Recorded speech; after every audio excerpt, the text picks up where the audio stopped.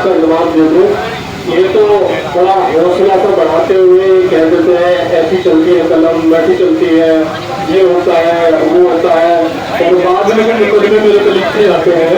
फिर ये व्यापार छोड़ने के लिए मुझे पूछने आता है, सब भूल जाते हैं कि कौन सी पार्टी है, भाई समाज हित के लिए लड़े हैं। एक नई भाषा आज मेरे सामने निकल कर आई है। कुछ लोगों द्वारा मांग की गई थी, कुछ कांवड़ियों द्वारा मांग की गई थी कि रामपुर तिहाई से और हमें मानक के अनुरूप शिव चौक पर जाने दिया जाए। तो मेरे तरह पागल लोगों ने संगीत सोम जी से और विधायक जी से इस बात का आग्रह विजय भाई के शिविर में कर दिया और वो कार्य पूरा हो गया। आज प्रशासन पर कोई उंगली न उठाई जाए, जो प्रशासन पर उंगली उठा रहे हैं वो साजिश करता है, वो साजिश करता है। भाई मैं तो खुले मन से ही सारी बात कहता हूँ कि अगर भोलों के हित में हमें साजिश करता, हमारे पे मुकदमा की सौगात दी जा रही है तो प्रूफ दीजिए, नहीं तो एक काम कीजिए, हमारा और हमारे परिवार का गला घुटवा दीजिए। इस बुलेटिन की कलम तो तभी रुक सकती है जब आप ऐसा करने में कामयाब हो जाएंगे। उससे पहले बुलेटिन का गला ईश्वर के अलावा अभी कोई पैदा नहीं हुआ जो घोट के दिखा दे। ये मेरा आग्रह है कि बेफालतू की बातों को जनता में माहौल खराब करने के लिए किसी भी प्रकार का ध्यान न दे। और मैं भोलों के लिए फिर एक बार कहता हूँ, तन समर्पित मन समर्पित चाहता हूँ देश की धरती तुझे कुछ और भी दूं। अगर जान भी जाएगी तो किसी प्रकार की कोई परवाह नहीं है। जितनी साजिशें जनता का गला घोटने की रख सकते हो खूब रचो, जितनी साजिशें पत्रकारिता का गला घोटने की कर सकते हो। ये जनता भी, ये भोले भी खूब तमाशा देख करके जाएंगे कि कौन व्यक्ति रामपुर तिहाई से शिव चौक पर माथा टेकने वालों को साजिश करता कह रहा है। बस इसी शब्दों के साथ मैं अपनी बात समाप्त कर रहा हूँ। जय जय करो वीर बजरंगे, जय करो वीर बजरंगे।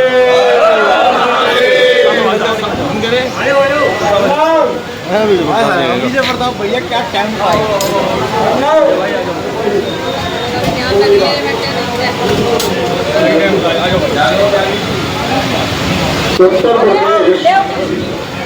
और पीछे जाओ, पीछे जाओ, और पीछे जाओ, और पीछे जाओ, और पीछे जाओ, और पीछे जाओ, आ जाओ, आ जाओ, प्लेट छोड़ दो। उत्तर प्रदेश उद्योग व्यापार संगठन द्वारा पिछले कई वर्षों से अस्पताल चौक के बाहर जो है लगातार शिविर लगाया जा रहा है।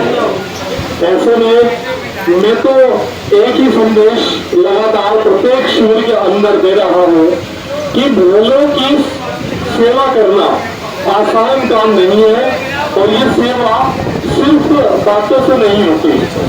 कुछ लोग अभी भी भोला कावड़ियों पर टिप्पणी करने से बाज नहीं आ रहे। मैं जिक्र कर रहा हूँ एक मौलाना का, मैंने कल अपने समाचार पत्र के माध्यम से लिखा भी है। उस जाहिर मौलाना ने भोला कावड़ियों के लिए नशेड़ी, भंगेड़ी, आतंकवादी व अन्य कई शब्दों का प्रयोग किया है। तो ऐसे में कल कुछ हिंदू संगठनों का मेरे पास फोन आया था कि निश्चिंत होकर के लिख दो कि ऐसे मौलाना को अगर मुजफ्फरनगर में उतार दिया जाए तो हम भी उससे सवाल कर लेंगे कि ऐसे भोला कावड़ियों को आतंकी, नशेड़ी, भगेड़ी कहा जाता है। वैसे तो बंद कमरे में कोई कुछ भी भाग सकता है, बोलना नहीं होता वो। बंद कमरे में कोई कुछ भी भाग सकता है, मगर खुले में आकर अगर एक बार मौलाना साहब, मौलाना जी अगर एक बार ये शब्द दोहरा दे तो हम भी एक बार वार्तालाप उनसे खुले चौराहे पर कर लेंगे।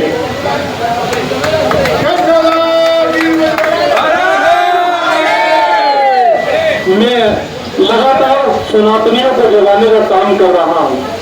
वो इसलिए कर रहा हूँ कि आप जैसे व्यापार मंडल के लोग और हिंदू संगठन के लोग सनातन के विरोध में बोलने वालों के लिए आवाज सड़कों पर उतरकर लगाते हैं, मगर बाकी सब सनातनी ये सोचते हैं कि ये तो मुख्यमंत्री जी का ही काम है, ये तो प्रधानमंत्री जी का ही काम है, ये तो व्यापार मंडल वाले बस ऐसे ही, न तो काम ही यही रह गया, हिंदू संगठन वालों को भी यही काम है, तो हमें क्या करना, अकेले यही निपट लेंगे। तो मैं लगातार एक बात के लिए सावधान करता हूँ, जब तक हमारे ऊपर मुख्यमंत्री योगी आदित्यनाथ की छाया है और देश के प्रधानमंत्री की छाया है, तभी तक हम बचे हुए हैं। नहीं तो इस शासन में भी इतने हौसले जिस व्यक्ति के बुलंद हो कि वो भोला कावड़ियों को जो 4 करोड़ की संख्या में आ रहे हैं उन्हें आतंकी कहने का, नशेड़ी कहने का, भंगेड़ी कहने का हौसला रखता हो।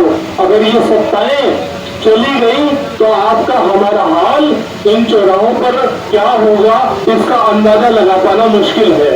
इसलिए बार बार विनम्र शब्दों में, कड़क भाषा में सनातन के लोगों से यही अपील करता हूँ कि सिर्फ इसका ठेका हिंदू संगठनों का, भाजपा का, व्यापार मंडल का न समझे। यदि आप वास्तविक सनातनी हैं और भगवान शिव को पूरी तरह मानते हैं तो सड़कों पर उतरकर ऐसे मौलाना की गिरफ्तारी 11 तारीख से पहले कराने की एक अपील, एक आग्रह घर जाकर करो, ऐसा मेरा अनुरोध है।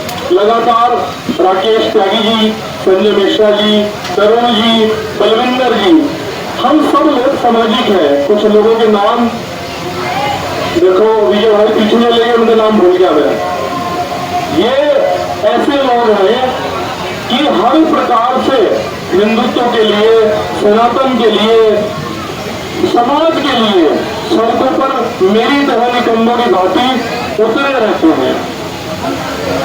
हमारे घर में भी और आपके घरों में भी जो मैंने शब्द बोला है, हमें अक्सर निकम्मा ही समझा जाता है कि इन्हें तो कुछ और काम है ही नहीं। तो वही बात मैं दोहरा रहा हूँ, कहीं आप ये सोचो कि खाली आपके लिए मैंने अपने को कहा है।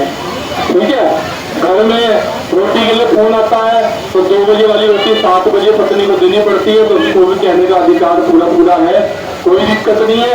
लेकिन समाज सर्वोपरि, राष्ट्र सर्वोपरि, देश सर्वोपरि, उसके बाद हम सब के लिए, खाली मेरे लिए नहीं, सब सनातनियों के लिए, सब व्यापार मंडल के लिए, सब हिंदू संगठनों के लिए ये समाज हित जरूरी है। इन्हीं शब्दों के साथ मैं आपका आभार व्यक्त करता हूँ क्योंकि आप हर वर्ष मुझे यहाँ किसी भी रूप में बुलाते जरूर हैं।